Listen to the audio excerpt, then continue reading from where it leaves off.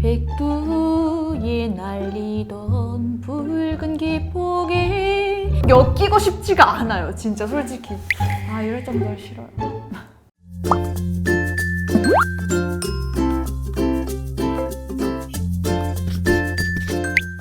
안녕하세요, 여러분. 놀센 나라입니다. 나라씨 트로트 좋아하세요?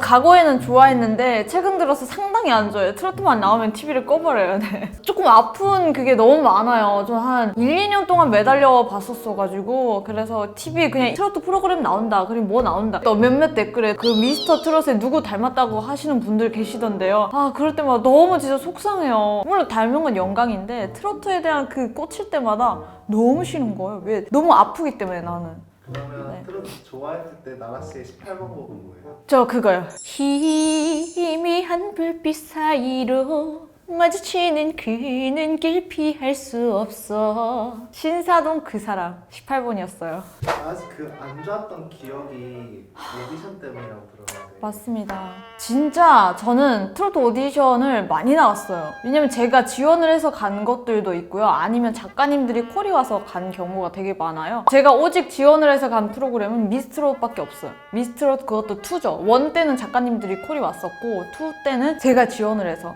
갔죠. 저 미스트롯, 그리고 트롯 전국체전, 그리고 트로트의 민족, 이렇게 세 개. 아, 왜 이렇게 말이 다 어려워요? 솔직히 트로트의 민족은 진짜 전화를 몇 번 거절했는 줄 알아요? 5번을 거절했어요. 거짓말 아니고. 이건 제 자랑이 아니라 진짜 제가 트로트를 안 하겠다 맹세를 했기 때문에 전화를 5번을 거절했어요. 작가님이 너무 오라고 하는 거예요. 그래서 일단은 갔어요. 갔는데 생각보다 그렇게 편하더라고요. 작가님들이 편하고. 그래서 1, 2차 때는 되게 편하게 봤어요. 1, 2차 다 합격했어요. 뭐야? 갑자기? 이렇게 1, 2차 땡볕 좀 여름 때 했을걸요? 7월인가 8월 때 예선을 봤었는데, 그때 이제 1, 2차를 붙고 거의 본선 가기 직전이죠. 3차 때 이제 떨어졌는데, 진짜 3차에 갔는데 3차부터는 심사위원들, 그 아저씨들 있잖아요. 사랑의 재개발 그 만든 아저씨 있잖아요. 그 아저씨가 심사위원이고, 그 어떤 아저씨가 있고 또 아저씨가 있고, 아저씨만 3명 앉아있고 어떤 여자분이 한 분 계시더라고요. 근데 저는 솔직히 너무 힘들었어요. 덜덜 떨면서 이제 자기소개도 하고 막 북한에서 왔다고 하고 이렇게 하면서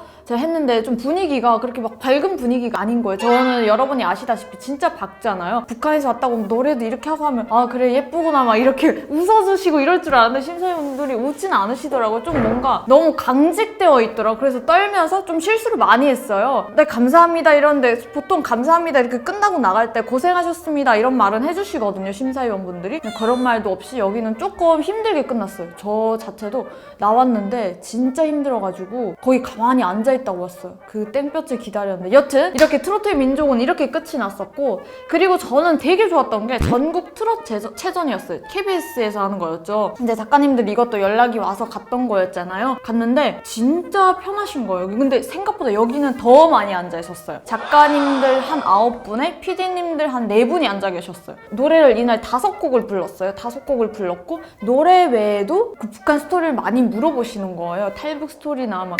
그래서 제가 중간에 막 울면서 탈북 스토리 얘기하고 작가님들이 같이 막 이래주시는 거예요. 그 노래도 했는데 너무 잘했다고 막 이러시면서 결과를 되게 늦게 나왔어요. 결과가 오디션을 보고 한 4개월 뒤인가 나왔어요. 제가 안 하는 줄 알았는데 그때 연락이 와서 작가님이 나라씨랑 이렇게 함께 할 것 같은데 혹시 예고편에 나라씨 얼굴 이렇게 모자이크 처리해서 나가도 되냐 이래서 나가도 된다. 이래서 예고편에 제 얼굴이 나갔는데 어떤 그 저희 놀새님이 그 댓글로 남기신 거예요. 혹시 언니 그 트롯 전국체전에 나오시나요? 언니인 것 같아서요. 막 모자이크를 했는데 저인 것 같대요. 그래서 답변은 못 드리고 그때는 이제 확정이 아니라 그랬었는데, 근데 나중에 이제 그렇게 확정이 되고 촬영이 들어왔어요. 근데 제가 사실 이제 뭐 이거 외에도 많은 촬영을 하고 있단 말이에요. 근데 그때 당시가 그 베트남 합작 영화인 그 하트비트라는 영화 촬영을 하고 있었어요. 그래서 그 영화도 전 중요하기 때문에 먼저 있는 촬영이라 그 촬영에 합류하지 못해서 전국 트롯체전은 어찌 보면 나갈 뻔 했죠. 네, 그래서 아쉬웠습니다. 그리고 또 다음으로 기네요. 이제 다음으로 나갔던 게 이제 미스트롯. 미스트롯은 이제 제가 지원을 했어요. 미스트롯 1 때 그 떨어졌던 아쉬움이 너무 큰 거예요. 그 나무위키도 올라가 있잖아요. 최종 그 100인에 선정되지 못했다. 그래서 그거를 좀 지우고자 나갔는데 역시 원 때는 솔직히 많은 인파가 밀려오지도 않았어요.